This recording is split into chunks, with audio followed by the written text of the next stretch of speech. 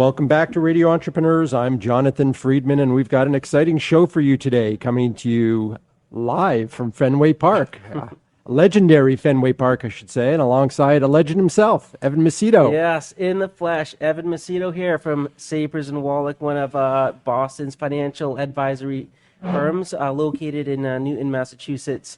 And fantastic show that we're here live at Fenway. I've done a lot of different shows at other places, but this one is definitely near and dear to my heart. This is exciting to be here. You can almost feel the ballpark coming alive. Oh, yes. Yeah. There's only probably 1,000 people in the ballpark today, but soon enough there'll be 50,000. But we've got an exciting guest next to us here. Yes. So you want to do the introduction, Evan? Absolutely. We have Jim Hart, Regional Vice President of Ledgent Staffing. That's correct.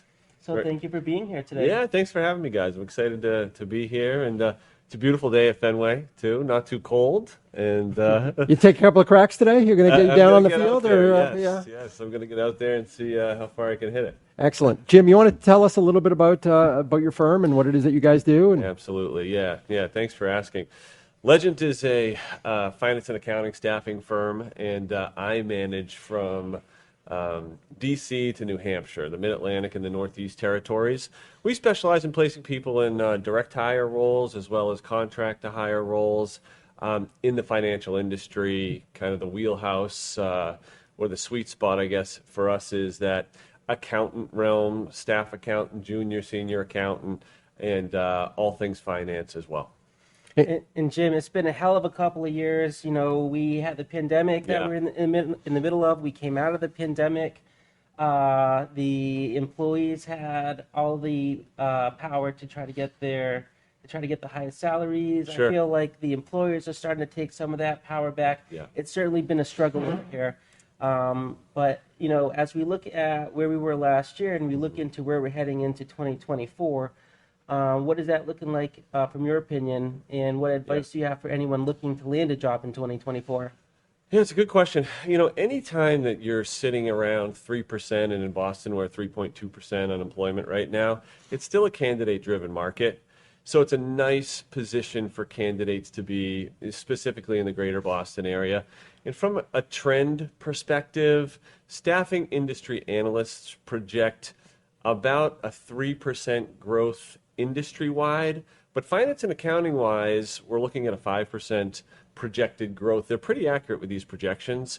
So when you think of 5% on top of what was an excellent year from a jobs perspective in 2023, those are super positive trends.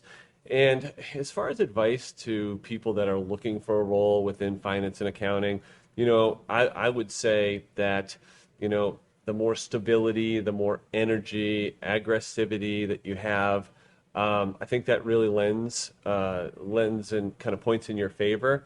But we are a resource out there that is, you know, really working hard to network externally as well as, or with clients and with candidates to find those healthy partnerships. I find it interesting that people use such a broad term, finance and accounting. And it seems to me you have to almost differentiate between the two, because certainly, I don't know if you guys do any placement in public, but public has been challenged for years to find people. Still and is. There's been a huge trend towards people moving, young people moving towards industry, not cutting their teeth. How are you guys finding that challenge? Is it that, you know, do you typically get accounting firms that come to you and say, we just can't find people, attract the right talent? Small and mid-sized firms, maybe the big guys have recruiting paths available. Yeah, you're right. Public is still a challenge for sure. And I guess the answer to that is twofold. Yes, we do have accounting firms of all sizes coming to us and saying, hey, can you help us? We're looking for this sort of professional. But on the flip side, we also have candidates that are looking for roles, and we market those candidates to our existing partnerships and to new business potential as well. So, you know, it's kind of a dynamic industry when you think about it that way. We try and leverage both sides to make sure we're integrated on the candidate side, but also integrated on the client side. Mm-hmm. So I'm going to date myself here. I have the most gray hair, but, you know, I see Jim's got some gray coming into here. Evan's still a kid, but you know, one of the things that fascinates me in any role, and I've got a 20-something-year-old who's in that world in finance and in the finance world, and it seems to me that, you know, when we were growing up, you had to have some sort of duration within a role. Right. Over the course of the last 10 or 15 years, it seems to me like you can look at resumes and there's 6 months seems to be a long time that somebody stays in a role. How do you reconcile that in your world, to know that when you're putting a candidate forward, they've got some staying power? There has been a redefinition of job stability. I will say that. I've seen that as well. And for us, I think it's very dependent on the candidate and then, of course, the job that we're sourcing for. But there is an interesting reconciliation there. I remember reading something not long ago stating years ago job stability was 2 or 3 jobs in your career. And now they're saying 2 or 3 jobs a decade would be the definition of stability. And I can kind of, I can vouch for that. Fortunately or not, I can vouch for that. And so it's important us to take the whole kind of picture into account when it comes to the candidate themselves and what that stability might line up relative to client expectations. And also just juxtaposing that with your opening of 3 or 4%, there's just no candidates out there, qualified candidates, obviously. And so, you've got to compromise somewhere, right? In the hiring process, you got to figure out, what's important to us, getting a good candidate that might look like, and if we can, hold on to them and create career progression and all the nice things that keep people in organizations. Correct. Do we look at their history and say, well, maybe this is the one that they'll stay, for that half decade? I couldn't agree more. Yeah, that really sums it up. I think back to 2007, 8, and 9 when job stability was a different thing and unemployment rate was a different situation too. And I do think that probably stability, the quality of candidate, you need to be appropriately conscious of that as you're sifting through these unemployment numbers as well. And Jim, I want to kind of interject for a second, talk about some technologies and tools. Sure. I know AI is one of the fastest growing industry out there.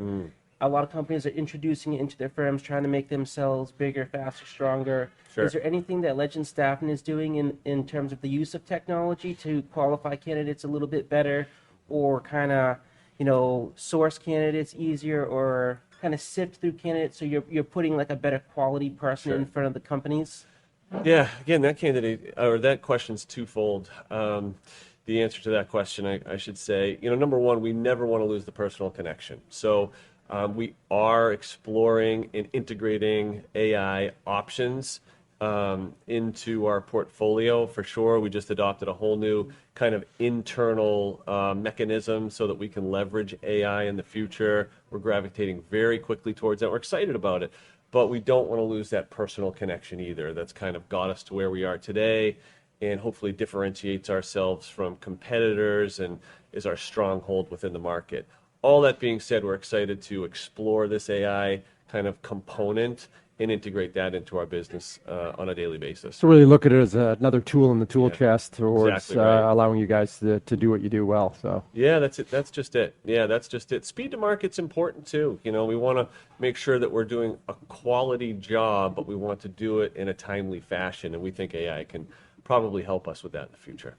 This may be a little bit of a double-edged sword question, but one of the things that one of the old mantras, and I think it was a Jack Welch mantra, slow to hire, quick to fire. Right. But and I see it in our role in consulting.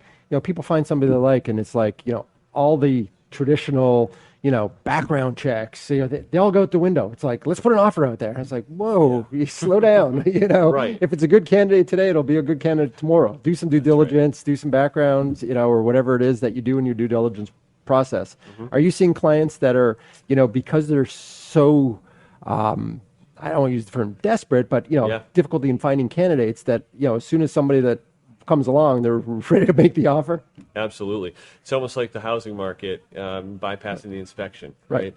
Yeah, absolutely. We do see that because I think there's a fear out there that strong candidates will be swooped up. And that's a very real, living, breathing situation that's going on out there in the market for sure. So we do advise our clients as we're walking them through the process.